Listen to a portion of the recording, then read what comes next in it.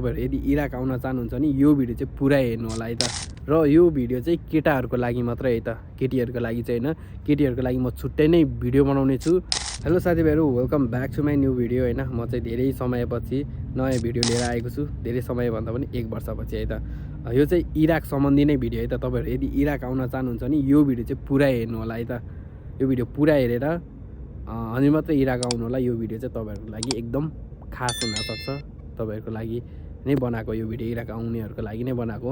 र तपाईहरुलाई इराक आउनको लागि के चाहिन्छ, कति स्यालेरी हुन्छ, तपाईले कति तिरेर आउनुपर्छ र प्रोसेस के हो आउनको लागि हैन, भिजा कति दिनमा आउँछ, कति महिनामा आउँछ, म सबै नै यो भिडियोमा भन्नेछु। धेरै लामो पनि यो भिडियो बनाउँदिन।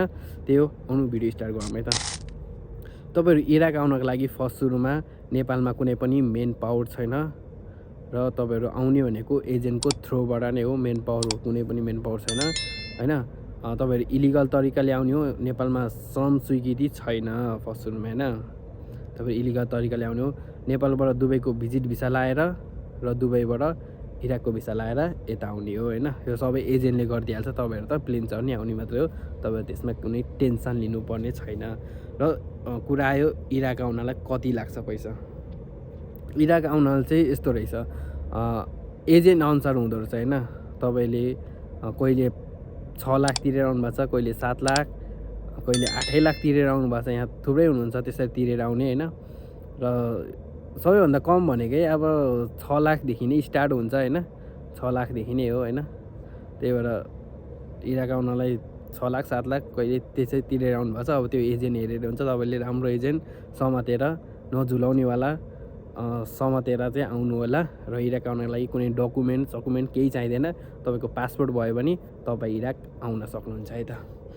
र कुरा आयो अब तपाईको यहाँ आएर के गर्नुपर्छ र स्यालेरी कति हुन्छ है त। तपाईहरु त्यसरी आइसकेपछि तपाईहरुको 35 दिनको भिसा हुन्छ र 35 दिन भित्रमा चाहिँ तपाईहरुले अकामा कार्ड बनाइसक्नुपर्छ है त। 35 दिन भित्रमा अकामा कार्ड बनाइसकेपछि तपाईहरु काम 35 दिन भित्रमा तपाईले काम पाउनुभयो भने, काममा जानुभयो भने कामले नै बनाइदिन्छ। कुनै काम राम्रो छ भने हैन, त्यो कामले नै बनाइन्छ, कामबाटै बनाइन्छ। र कामबाटै बनायो भने एकदम राम्रो, तपाईहरुको खर्च हुँदैन। यदि तपाईहरु आफैले बनाउनु पर्यो भने चाहिँ खर्च हुन्छ। तपाईहरु आफैले पैसा तिरेर बनाउनु पर्ने हुन्छ है त। र तपाईहरुको स्यालेरीको कुरा गर्दाखेरि, कामको कुरा गर्दाखेरि चाहिँ तपाईहरुको काम चाहिँ के राम्रो छ भन्दाखेरि यहाँ आउँदाखेरि यदि तपाईहरुसँग होटेल लाइनको चाहिँ स्किल छ भने नि, तपाईहरुको होटेल लाइनको चाहिँ सिप छ भने चाहिँ तपाईहरु यहाँ हुन्छ एकदम बेस्ट हुन्छ है त। मलाई जहाँसम्म लाग्छ हैन, होटेल लाइनतिर चाहिँ एकदम राम्रो छ के स्यालेरी, एकदम राम्रो छ स्यालेरी पनि हैन। जे होस् ठिकै छ भनौँ न, धेरै राम्रो पनि नभनौँ हैन, ठिकै छ होटेल लाइनतिर अरु काम हेरी त हैन। अब तपाईहरुको हातमा सिप छ भने चाहिँ तपाईहरुले 500 600 700 800 डलरसम्म कमाउन सक्नुहुन्छ हैन। 800 डलरसम्म। अरुमा चाहिँ तपाईहरु कस्तो हुन्छ भने काम हेरेर हुन्छ हैन। अब तपाईहरुको क्लिनर हुन्छ, होटेलमा हुन्छ हैन, अरु कम्पनीतिर हुन्छ, अफिसतिर हुन्छ, त्यो काम हेरेर हुन्छ स्यालेरी पनि। तर होटेल लाइनमा चाहिँ एकदमै राम्रो देखेको छु मैले हैन। त्यही हो, अब तपाईहरुको काम पनि भइहाल्यो हैन, स्यालेरी पनि भइहाल्यो। अब तपाईहरुलाई केही सोध्नु मन छ भने हैन, त्यो सोध्नु होला, म भन्ने छु। र यो भिडियो चाहिँ केटाहरुको लागि मात्रै है त, केटीहरुको लागि चाहिँ हैन। केटीहरुको लागि म छुट्टै नै भिडियो बनाउने छु। यदि तपाईहरुलाई केही कुराहरु सोध्नु छ भने कमेन्ट गर्नु होला। म हरेक कमेन्टको जवाफ दिने नै छु, एन्सर दिने नै छु है त। केटीहरुको लागि चाहिँ छुट्टै नै हुन्छ, म छुट्टै नै भिडियो बनाएर हाल्ने छु। यो चाहिँ केटाहरुको लागि मात्रै हो।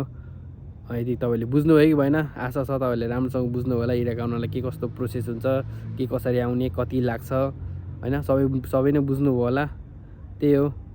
अब भेटौँला हामी नेक्स्ट भिडियोमा। यदि च्यानलमा नयाँ हुनुहुन्छ भने सब्स्क्राइब चाहिँ गर्नु होला है त। Okay bye.